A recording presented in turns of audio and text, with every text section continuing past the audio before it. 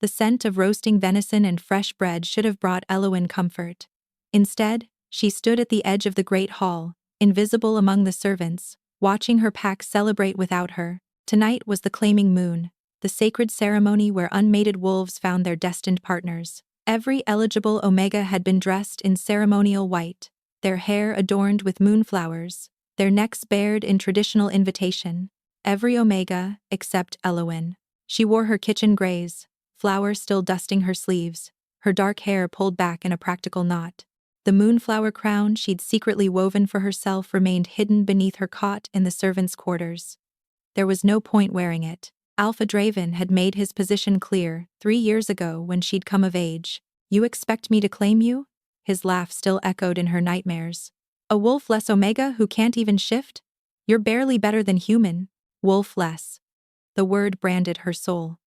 While other Omegas had awakened their inner wolves at 16, Eowyn's had never stirred. No matter how many full moons she spent praying, no matter how desperately she tried, the beast within her remained silent, dead. Or perhaps never there at all. Eowyn. Marin's weathered hand touched her shoulder. The elderly Omega was the closest thing Eowyn had to family since the fever took her mother. Stop torturing yourself. Come back to the kitchens. I just wanted to see. Eowyn's voice caught as Alpha Draven led his chosen mate, the beautiful Luna Astrid, to the center of the hall. Astrid's silver blonde hair cascaded down her back, her wolf-bright eyes scanning the crowd with possessive satisfaction. When those eyes found Eowyn lurking in the shadows, Astrid's lips curved into a cruel smile. Actually, Astrid's voice cut through the celebration like a blade. Before we begin the ceremony, I believe we have kitchen duties that require attention. Her gaze locked onto Eowyn. The wolf-less one is neglecting her station. Again. Faces turned. Whispers spread. Eowyn felt heat flood her cheeks as the weight of 100 stares pressed down upon her. Apologies, Luna. She bowed her head, backing toward the door. I'll return too. The great hall's doors burst open. 2 warriors from the border patrol stumbled inside, dragging something between them. No, not something. Someone. A man. Massive even in his unconscious state, his body hanging limp between the guards. What is the meaning of this? Draven demanded, his celebration interrupted. Found him at the eastern border, Alpha. The lead warrior was breathing hard. Rogue. Attacked by silver hunters, from the looks of it. The crowd parted as they hauled the stranger forward, and Eowyn caught her first clear glimpse of him. Her breath stopped. He was enormous. Easily the largest wolf she'd ever seen in human form. His dark hair was matted with blood, his clothing torn to reveal a warrior's body beneath, scarred and powerful. But it was his face that held her attention. Even unconscious, there was something about his features, a nobility that seemed at odds with his rogue status. And then she saw the wound. His side had been torn open, the flesh around it blackened with something that made her instincts scream in warning. Silver poisoning. But worse than any she'd witnessed before. Dark veins spread from the wound like roots of a corrupted tree, crawling up his ribs toward his heart. He'll be dead by morning, Draven pronounced with cold indifference. Take him outside the territory and leave him. We don't harbor rogues, but Alpha. One warrior hesitated. His wounds are not our concern. Draven turned back to his mate. Now, where were we, my love? The warriors began dragging the stranger back toward the doors. His head lolled, and for one brief moment, his eyes flickered open. Gold. Not amber. Not yellow. Pure, molten gold, bright as sunfire, fixed directly on Eowyn with an intensity that stole her breath. In that fractured second, something inside her chest lurched violently, like a creature trying to break free from chains she didn't know existed. Then his eyes closed, and he was unconscious again. Wait. The word escaped before she could stop it. The entire hall turned to stare at her. Astrid's face twisted with disbelief. Draven's expression darkened with warning. Did the kitchen servant just speak? Astrid's voice dripped with venom. Eowyn's hands trembled, but the strange pulling sensation in her chest wouldn't relent. Something about this man demanded she act. She swallowed hard. I could tend to him. In the kitchens, he wouldn't be inside the pack house, and if he dies, it won't be on Thornvale's conscience. Draven's laugh was sharp. You? What could a wolf-less Omega possibly do for a wolf dying of silver corruption? The question hung in the air, and Elowen felt every eye in the hall measuring her, finding her wanting. The familiar shame burned in her throat, but she lifted her chin. "I'm not special," she said quietly, her voice barely carrying past the front row. "But I can cook." More laughter. Astrid's was the loudest. "She wants to feed him soup while he dies." The Luna clutched her stomach with exaggerated mirth. "How precious. Please." Elowen stepped forward. "Just give me until dawn. If he's still dying, you lose nothing. But if he lives, he won't." Draven waved his hand dismissively. "Fine. Take your rogue. But if he causes any trouble, you'll be thrown outside the borders with him." The warriors released the stranger unceremoniously, letting him crumple to the floor. No one moved to help as Elowen rushed forward, dropping to her knees beside him. Up close, the silver corruption was even worse than she'd thought. The black veins had spread past his ribs now, creeping toward the steady pulse in his throat. His skin burned with fever even through his torn clothing. "What have I done?" she murmured to herself. His hand shot out, fingers closing around her wrist with shocking strength for someone so near death. His eyes were open again, that impossible gold boring into her with desperate intensity. He spoke, his voice a rasping growl, words in a dialect she didn't recognize. But beneath the foreign syllables, she caught something else. A tone of wonder, of recognition, as if he was seeing something miraculous. Then his grip went slack, and he was unconscious once more. Elowen knelt there, aware that the entire pack was watching her make the biggest mistake of her life. A wolf-less Omega, claiming responsibility for a dying rogue with eyes like molten sun, but as she struggled to lift his massive arm over her shoulder, she felt that strange tug in her chest again, that dormant presence straining toward him. Whatever she had just started, there was no going back now. The journey from the great hall to the kitchens should have taken minutes. Instead, it stretched into an eternity of strain and struggle. The stranger was enormous, his weight threatening to buckle Elowen's knees with every step. Twice, she nearly dropped him. 3 times she had to stop, gasping for breath, while his blood seeped through her gray dress and his fever heat burned against her side. "What am I doing?" she muttered through gritted teeth. "I can't even shift. How am I supposed to save a wolf dying from silver corruption?" But every time doubt crept in, she felt that strange pull urging her forward. The kitchens were empty at this hour, all the servants attending the claiming ceremony or cleaning the great hall. Elowen was grateful for the privacy as she maneuvered the stranger through the back entrance, finally depositing him onto the worn blankets beside the hearth. He looked even worse in the firelight. The silver corruption had spread further in the short journey. Black tendrils now visible along his collarbone. His breathing had grown shallow, each exhale accompanied by a rattling wheeze that made her stomach clench.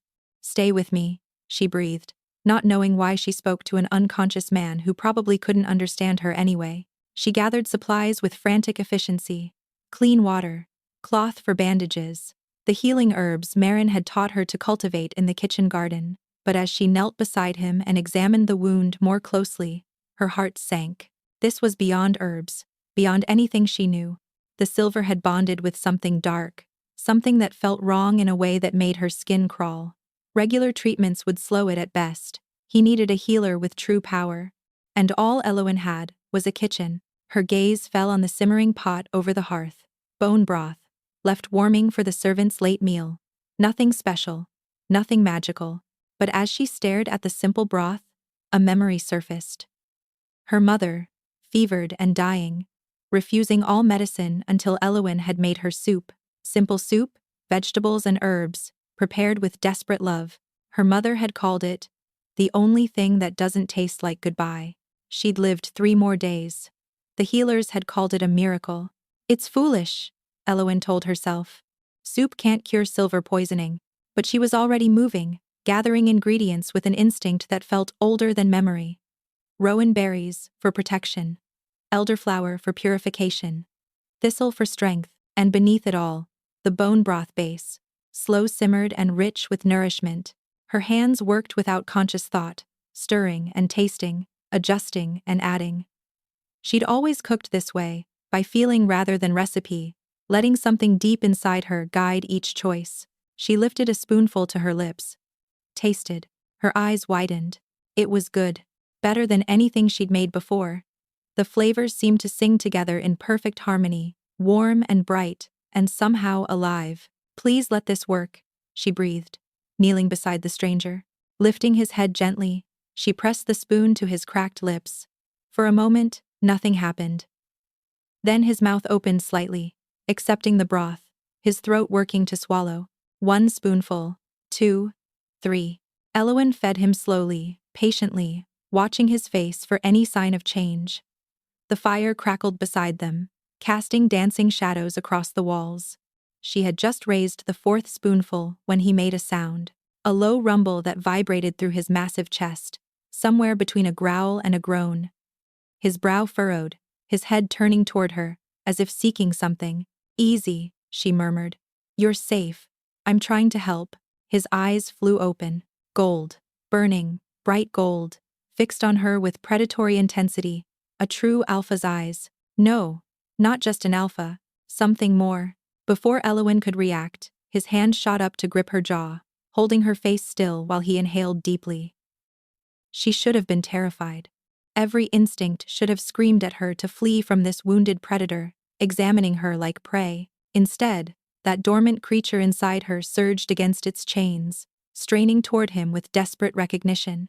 He spoke again, that same unknown dialect, but his tone had changed. Reverent, wondering. His thumb traced along her cheekbone with shocking gentleness, and Elowyn felt heat flood through her entire body. "I don't understand," she said softly. His amber gaze searched her face, and something in his expression shifted. Frustration and longing warred across his features. He spoke again, slower this time, a single word repeated with increasing urgency. "Miault." "I don't."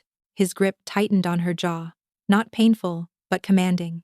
His gaze dropped to her throat, fixed on the pulse beneath her skin, and a growl rumbled from deep in his chest. Then, without warning, his eyes rolled back, and he collapsed against the blankets, unconscious once more. Elowyn sat frozen, his fingers still tangled in her hair, where his hand had fallen. The broth had spilled across the floor, forgotten. What just happened? She pressed her hand to her chest, feeling that strange pull now stronger than ever, like an invisible thread connecting her to the unconscious stranger, and for the first time in her life, something inside her stirred. Hours passed in a blur of anxious vigilance. Elowyn remade the broth twice, feeding it to the stranger whenever he surfaced enough to swallow. Each time, the results were the same. Those gold eyes would open, fix on her with burning intensity, and he would speak words she couldn't understand before losing consciousness again. But something was changing. She could see it. The black veins of corruption had stopped spreading. They hadn't retreated, not yet. But their advance had halted at his collarbone, like an army meeting an unexpected wall. His fever, while still raging, had settled into something less violent. He was fighting. And somehow, impossibly, her cooking was helping him fight. "It doesn't make sense," she murmured to herself, pressing a cool cloth to his forehead. "It's just soup." But even as she said it, she knew it wasn't true. She'd felt something pass from her into the broth, something that had no name, but felt like hope, given form. Dawn approached. Through the kitchen's small window, Elowyn could see the first gray hints of morning touching the sky. She'd been awake all night, and exhaustion pulled at her bones, but she didn't dare sleep. The stranger grew restless as darkness faded. His breathing quickened, his muscles tensed beneath her hands when she changed his bandages, and that growl, that low continuous rumble in his chest, never fully stopped. Elowyn was reaching for another cloth when his hand closed around her wrist. She gasped, looking down to find his eyes open, clearer than before. Still gold, but the feral edge had softened into something almost human. "You're awake," she breathed. He studied her face with an expression she couldn't read. When he spoke this time, his voice was rough but controlled. "Sedusa? I'm sorry, I don't understand your language." His brow furrowed. He tried again, his accent thick and heavy around unfamiliar syllables. "Who are you?" "English." Broken, but recognizable. "Elowyn," she answered. "My name is Elowyn." "Elowyn." He repeated it slowly, as if tasting each sound. Something flickered in his expression, pain or perhaps wonder, and his grip on her wrist tightened. "You saved me. I made you soup," she said. embarrassment heating her cheeks. I don't know if that counts as saving. His lips curved, just slightly, into what might have been a smile. Magic soup. It's not. She stopped, because looking at him now, at the corruption halted in its tracks, she couldn't honestly deny it. I don't know what it is. The stranger pushed himself upright, wincing as the movement pulled at his wound. Elowen moved instinctively to support him, her hands finding his shoulders, and the moment their skin connected, that sleeping presence inside her lunged against its chains, so violently she nearly cried out. He felt it too. She could see it in the way his entire body went rigid, in the sharp intake of breath, in the way his molten stare darkened to something deeper and more dangerous. Mior Uilt, he breathed again, staring at her, as if she were a ghost made flesh. His hand rose to cup her cheek, calloused palm warm against her skin. My miracle. I'm not. Her protest died as his thumb traced across her lower lip. You don't know, he said quietly, more to himself than to her. You don't know what you are. Before she could ask what he meant, his head turned sharply toward the kitchen door. A growl erupted from his chest, loud and threatening enough to make Elowen flinch. What is it? She asked. Wolves. His body tensed like a predator preparing to strike. Coming. The door burst open.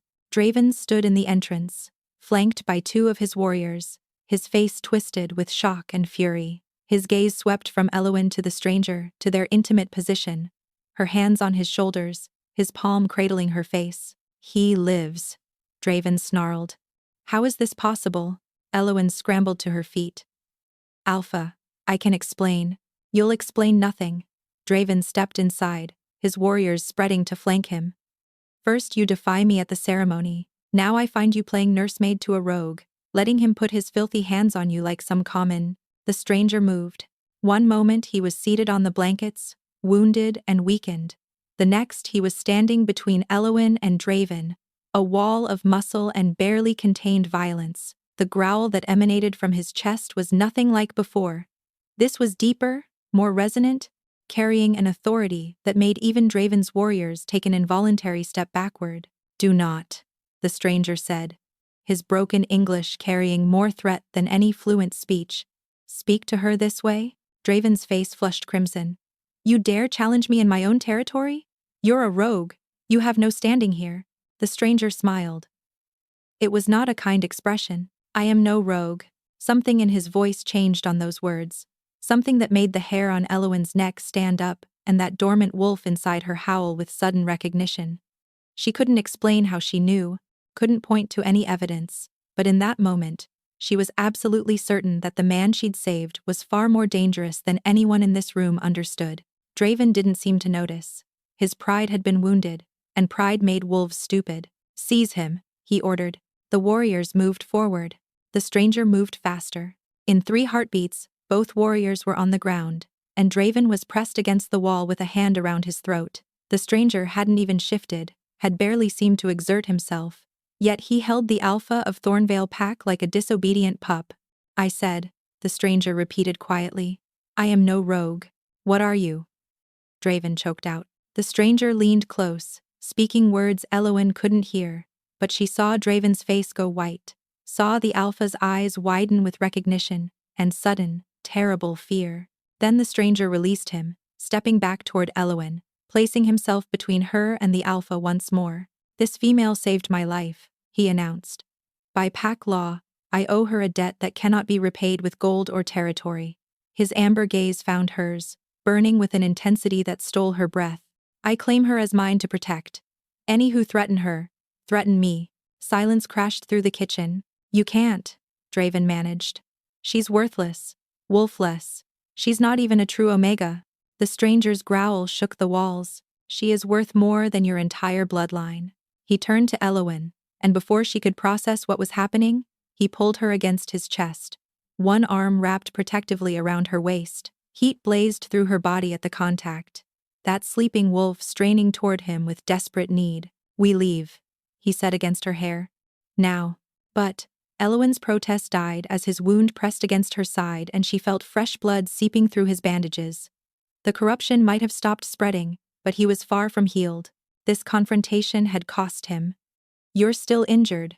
I will survive. His grip tightened. Will you come with me? It should have been an impossible choice. Leave everything she knew for a stranger she'd met mere hours ago, but Thornvale had never truly been her home. They'd made that clear every day of her wolfless existence. And that pull in her chest told her the only truth that mattered. Yes, she breathed. The stranger carried Elowyn until they reached the border of Thornvale territory, where the ancient boundary stones marked the edge of pack protection. Beyond lay the Wildwood, the untamed forest that stretched between territories, claimed by no pack and feared by most. Stories told of rogues who hunted there, of creatures twisted by corruption, of wolves who entered and never returned. But when the stranger set her down gently beside a moss-covered boulder, his gold eyes showed no fear of the dark trees ahead. Rest, he said. I must recover. Before we continue, he swayed slightly, and Elowyn realized with alarm just how much the confrontation with Draven had taken from him. Fresh blood darkened his side, and the black veins of corruption had begun creeping again, slower than before, but still advancing. You're getting worse. She guided him to sit against the boulder. You pushed yourself too hard. Would do again. His voice was a rough murmur, but his eyes never left her face. To protect you. You don't even know me. I know enough. Elowyn wanted to argue, but his skin was burning beneath her fingertips, and his breathing had grown labored. Whatever strength had allowed him to dominate Draven and carry her to the border was fading fast. I need to make more of the broth, she said. But I don't have my ingredients here. Forest. He gestured weakly toward the Wildwood. Plants. You will know. How would I know which plants to? You will know. His gaze bore into hers. Your gift tells you. Always has. Gift. There was that word again. The implication that her cooking was something more than skill. She thought of all the times her dishes had brought comfort beyond mere nourishment. The way her mother had clung to life on her simple soup. Could it be true? Stay here, she said firmly. Don't move. Don't die. That slight curve touched his lips again. As my lady commands. Elowyn ventured into the Wildwood with her pulse quickening. The forest closed around her like a living thing, branches reaching, shadows deepening. But as she walked, something strange happened. That sleeping creature inside her began to guide her. Not in words, but in feelings. Urges that pulled her toward certain plants and away from others. Here. She knelt beside a cluster of silvery leaves. She didn't know their name, but her hands recognized them. There. A root system half buried beneath fallen leaves. She dug with bare fingers, unearthing something that smelled of earth and copper. More. Berries from a bramble that should have torn her skin but didn't. Bark from a pale tree that hummed beneath her touch. By the time she returned to the stranger, her arms were full of ingredients she couldn't name but somehow trusted completely. Fire, she said. I need fire. He raised one trembling hand. A spark leaped from his fingertips to a pile of dry leaves, kindling a flame that burned steady and smokeless. Elowyn stared. What are you? Later. His voice was fading. Cook now. Questions later. She worked quickly, combining the forest ingredients over the magical flame. As she stirred, she felt that gift he'd spoken of rising within her, pouring into the mixture. This time, she didn't fight it. She let it flow. The broth that emerged was unlike anything she'd ever created. It glowed faintly golden, releasing steam that shimmered like starlight. Drink, she said softly, lifting the pot to his lips. He drank, and before her eyes, the corruption began to retreat. It wasn't gradual. It was visible, dramatic, the black veins receding like shadows fleeing sunrise. His breathing eased, color returned to his ashen cheeks. The wound on his side stopped bleeding and started, impossibly, to close. How is this possible? Elowyn breathed. His eyes opened, clearer and brighter than she'd ever seen them. In one fluid motion, he sat up, caught her face between his palms, and pressed his forehead to hers. Miorwilt, he murmured. My miracle, my mate. Mate? The word sent shockwaves through her body. We're not, I can't be I'm wolfless. You have a wolf. His voice was certain. Absolute. She sleeps, but I feel her. He pressed one hand over her heart, and Elowyn gasped as heat erupted beneath his touch. She knows me. As I know her. His lips found the curve of her neck, just above her collarbone, and every thought fled her mind. I tried to resist, he said against her skin. When I woke that first time, the claiming urge was overwhelming. I fought because I didn't want to frighten you. Claiming urge?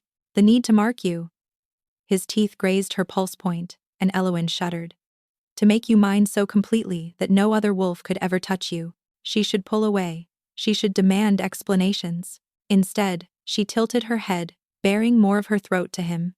The sound he made was barely human. A growl of pure possession that vibrated through her bones, and woke that sleeping wolf inside her with a roar. Elowen. Her name was a prayer on his lips. I have to tell you something. About who I am. Then tell me. His gold eyes met hers, and for the first time, she saw vulnerability there. If you knew, everything would change. Everything has already changed. He was silent for a long moment. Then he pulled back slightly. I am. A howl split the air, then another, and another. Dozens of wolf voices rising in chorus from the depths of the Wildwood, drawing closer with every passing second. The stranger's expression transformed. The vulnerability vanished, replaced by cold authority. They've found me, he said. Who? Elowen scrambled to her feet. Who's found you? The first wolf emerged from the shadows. Massive, silver gray, eyes burning amber with recognition. It shifted. Where the wolf had stood, a warrior now knelt, his head bowed in unmistakable deference. My king, the warrior said. We've been searching for you since the ambush. The kingdom fears the worst. Elowen's blood turned to ice. My king. She turned to stare at the stranger, at the man she'd fed soup and cleaned wounds and almost let mark her throat. His molten gaze met hers, and in them she saw confirmation of what she'd just heard. Elowen, he said quietly, reaching for her hand. I am Kaelin, Alpha King of Valdros. Alpha King. The words echoed through Elowen's mind as more wolves emerged from the forest, shifting into warriors who knelt before the man she'd been treating like a wounded stray. Kaelin, Alpha King of Valdros, ruler of the largest and most powerful kingdom in the northern territories. The wolf whose name was spoken in whispers, whose armies had never known defeat, whose bloodline stretched back to the first pack. And she had fed him soup. My king. Another warrior approached, this one older, with silver streaking his dark hair. The council grows restless. We must return before rumors of your death spread further. I am aware, Brennan. Kaelin's voice had changed. The rough, broken English was gone, replaced by commanding fluency. He'd been hiding his true speech, she realized, testing her. Prepare the escort. And the female? Brennan's gaze swept over Elowen with barely concealed curiosity. Who is she? Kaelin turned to face her, and despite everything, his eyes softened when they met hers. She saved my life, he said simply. She is under my protection. The corruption should have killed you within hours. My king. Our healers said there was no cure. Brennan's eyes narrowed at Elowen. How did a packless Omega accomplish what our best could not? She is not packless. Kaelin moved to stand beside her, his hand finding the small of her back. She is mine. Silence rippled through the assembled warriors. My king, Brennan said carefully. The council will have questions. A wolfless Omega, from a minor pack, is not wolfless. Kaelin's growl cut through the objection. Her wolf sleeps, but she is there. I feel her. One by one, the warriors grew still. Elowen watched their expressions shift from skepticism to confusion, to something approaching wonder. She carries the old magic, one murmured. The gift of the first Omegas. Kaelin turned to face her fully. Your cooking gift. It's not just instinct or skill, it's a bloodline ability that was thought extinct. The power to heal through nourishment, to pour life force into sustenance. His amber gaze burned into hers. You carry the magic of the mother wolf herself. That's not I'm nobody. I'm wolfless. Rejected. You were hidden. His thumb traced along her collarbone. Protected by your own dormant power until the right moment. Until you found me. My king. Brennan's voice held urgency. The hunters who ambushed you. We've tracked their movements. They weren't rogues. Kaelin's expression hardened. Who sent them? We believe. The Shadow Court. You're certain? The silver poison bears their mark. Brennan hesitated. They knew where you would be. Someone in your court betrayed you. Kaelin was silent for a long moment. Then he looked at Elowen. I cannot bring you with me, he said quietly. Not yet. Not until I know who within my own walls wants me dead. You're leaving me?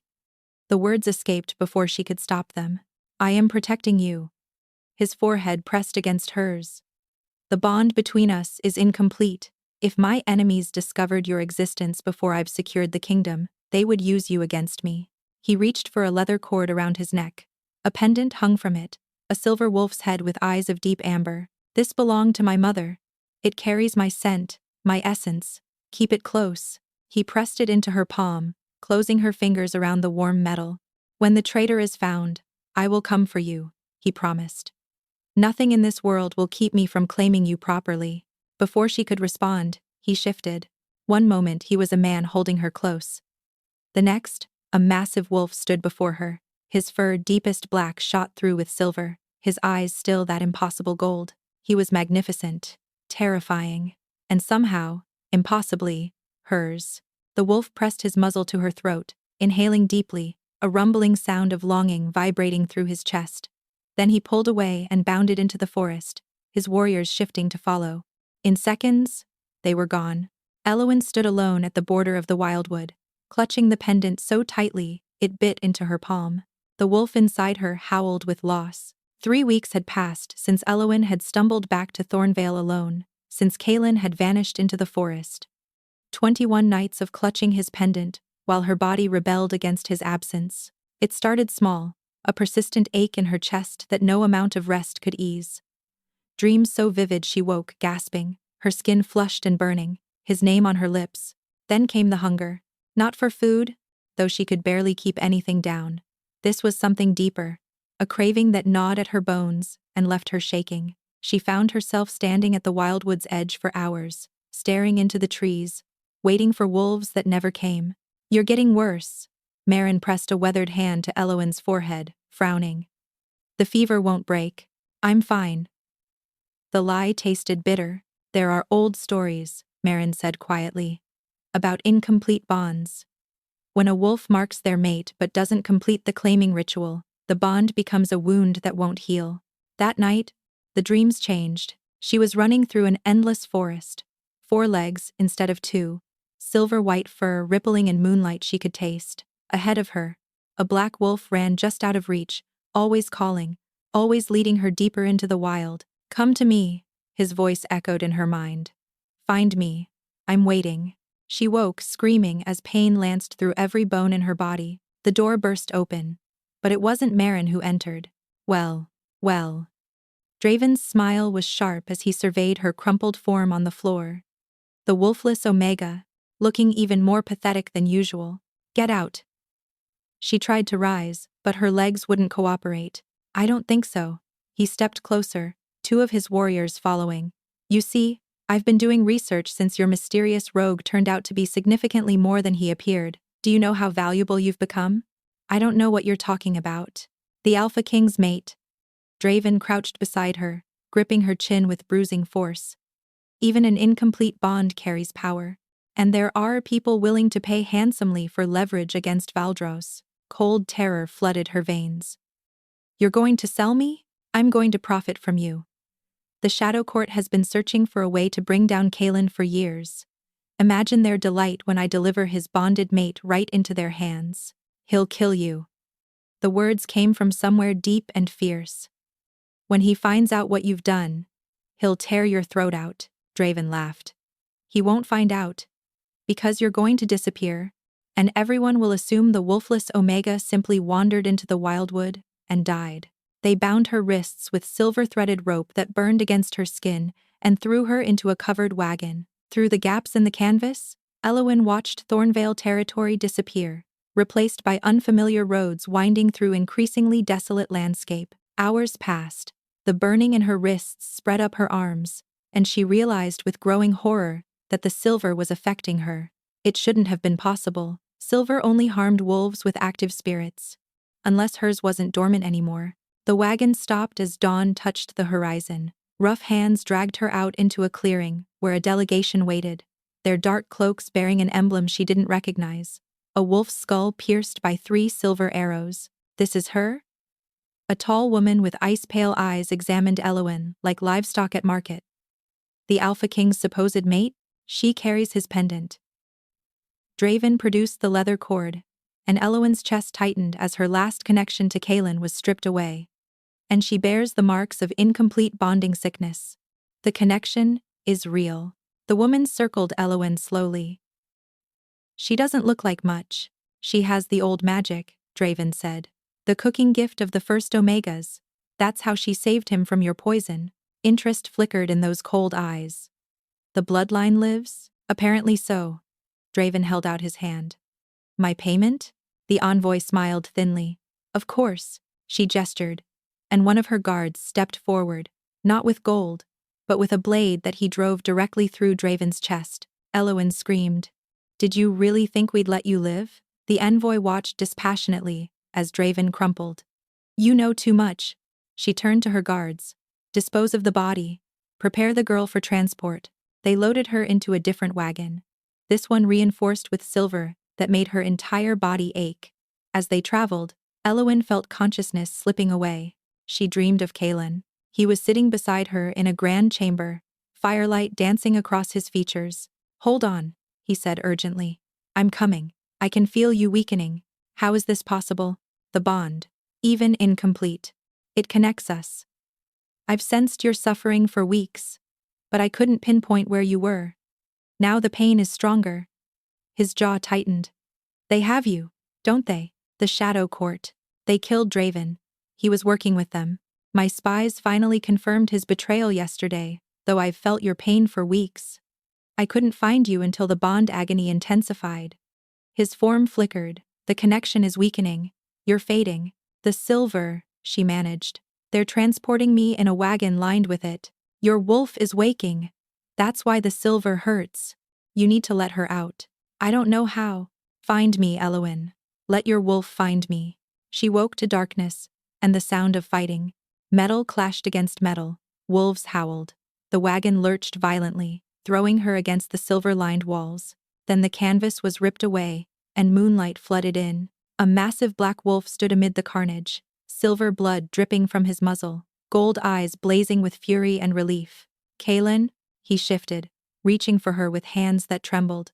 I found you. His voice broke. I almost lost you. He gathered her into his arms, lifting her from the silver prison.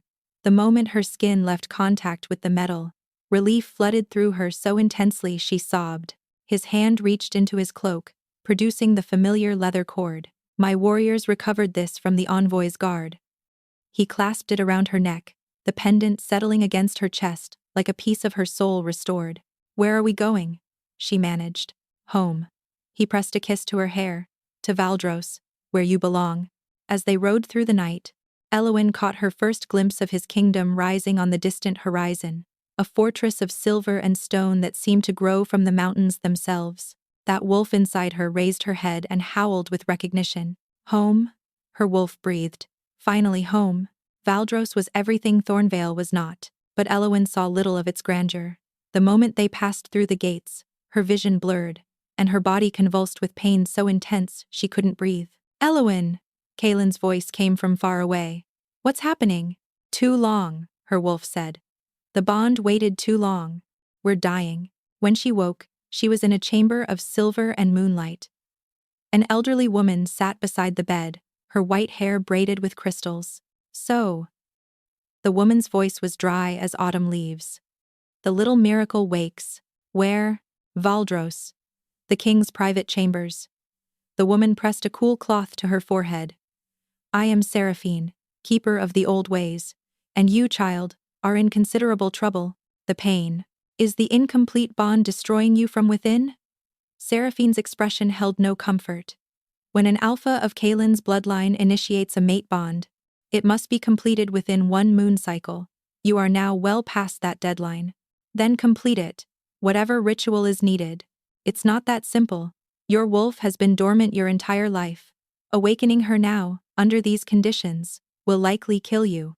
The transformation alone has a 1 in 10 survival rate, combined with the bond sickness. She shook her head. Your odds are poor, and if we don't try, you die anyway, more slowly perhaps, but just as certainly. Seraphine rose. Tonight is the blood moon, when the boundary between human and wolf grows thin. Perhaps 1 in 5 instead of 1 in 10. Still poor odds, but better than none.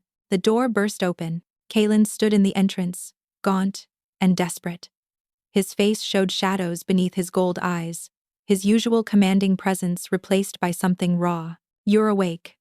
He crossed to her in 3 strides, falling to his knees beside the bed. "I felt you wake. Through the bond." "You look terrible," she breathed. A broken laugh escaped him. "You're dying in my bed? And you're worried about how I look?" "Kalen. Seraphine told me about the blood moon. About the ritual." His expression shuddered. "No, I'm dying either way. At least this gives me a chance. A small chance. Too small. Better than none." She touched his face. "I choose to fight. I choose you." Something shattered in his expression. He pressed his forehead to their joined hands. "I cannot lose you," he said hoarsely. "I've waited centuries for you, and when I finally found you, a wolfless omega in a backwater pack, feeding me soup while I pretended not to speak your language, I knew you were mine. Then help me live." The ritual chamber lay deep beneath the fortress, carved from black stone that seemed to drink the torchlight. Elowen stood at the center, barefoot and dressed in simple white, the blood moon's crimson light streaming through an opening in the ceiling. Around her, Kalen's most trusted wolves formed a circle. Seraphine's voice rose in the old tongue. Something stirred in response, that sleeping wolf, finally straining toward the surface. The pain began as the chanting intensified. It started in her chest, a burning that spread outward like wildfire. Her bones began to shift, grinding against each other. Her skin felt too tight, desperate to tear open and release what was trapped inside. Elowen screamed. Through the agony, she heard Kalen roar her name, felt him try to break the circle, and felt his wolves hold him back. "Let go," her wolf commanded. "Stop fighting. Let me out." But the pain was too much. Her human mind couldn't release control. "You'll die if you don't let go," her wolf snarled. "We'll both die. I want to live. I want him." Then truced me. Elowen stood at the crossroads between human and wolf, between death and transformation. She let go. The transformation crashed through her like a tidal wave. Bones shattered and reformed, muscles tore and rebuilt. Her scream became a howl as her human form dissolved and something magnificent emerged. When the agony faded, Elowen stood on 4 legs, silver-white fur gleaming in the blood moon's light. Her senses exploded with new information, and overwhelming everything else. Him, Kalen had shifted, his massive black form approaching slowly, gold eyes wide with wonder. "You did it," his voice echoed in her mind. "You're magnificent. I feel everything." She could sense the bond now, a golden thread connecting her heart to his. "Is this what you've felt?" "Yes. But now it's complete. Now you're fully mine. Then claim me properly, and let me claim you back." Kalen shifted first, returning to human form. Elowen followed, standing before him equally bare. "Are you certain?" he asked. For answer, she tilted her head, baring her throat. His control shattered. He was on her in an instant, one arm wrapping around her waist. His mouth found her neck, and when his teeth sank into the sensitive flesh where her pulse hammered, Elowen felt the bond blaze into completion. She felt his love flood through her, fierce and protective, felt his relief that she lived, his joy that she was finally his. Then she pulled back just far enough to find his throat. "My turn," she growled. She sank her teeth into his flesh, marking him as thoroughly as he'd marked her. "Mine," she declared through their connection. "My king, my mate, my home." "Yours," he agreed. The single word, carrying centuries of loneliness, finally ended. "Always and forever yours." The wolves around them had shifted back to human form. Every one of them knelt, heads bowed. "The king has found his queen," Seraphine announced. "She is Valdros. She is Pack. She is ours. She is ours," the wolves echoed. Kalen pulled back to look at her. "Welcome home, my miracle." Elowen smiled, feeling her wolf settle into contentment alongside her human heart. She thought of the kitchen in Thornvale where she'd been invisible, of Draven's cruel laughter, of every moment she'd believed herself worthless. She'd been wrong. Not special, perhaps not in the ways Thornvale valued, but she could cook, she could heal, She could love with a fierceness that had transformed her from wolfless reject to alpha queen, standing in the arms of her king, surrounded by wolves who bowed before her, bathed in the crimson light of the blood moon. Eowyn finally understood the truth. She had never been broken. She had simply been waiting for the right moment to bloom. "I love you," she said softly against Kaelin's lips. "And I love you, my heart, my miracle, my mate, my queen." Above them, the blood moon blazed like a beacon, and somewhere in the mountains, wolves howled their celebration to the sky. The rejected Omega had found her home at last.